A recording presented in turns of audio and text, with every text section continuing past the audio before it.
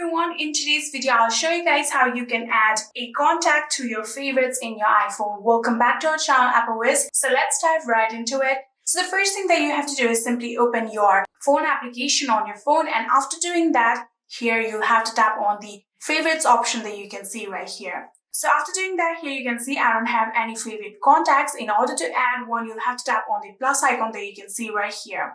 So if you tap on it just like this, all of your contacts will open, and from here you can manually search for the contact that you want to add, or you can tap on the search bar right here and search for the contact.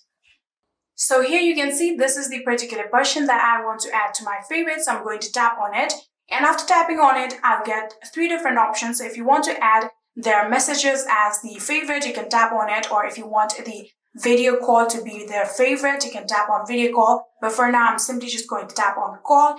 And after doing that, here you can see, since I have these all applications, I can choose the number from these applications like WhatsApp, Telegram, or Viber. But for now, I'm going to add their phone number as my favorite, so I'm going to tap on phone. So as here you can see, this is their phone number, so I'm going to tap on this phone number.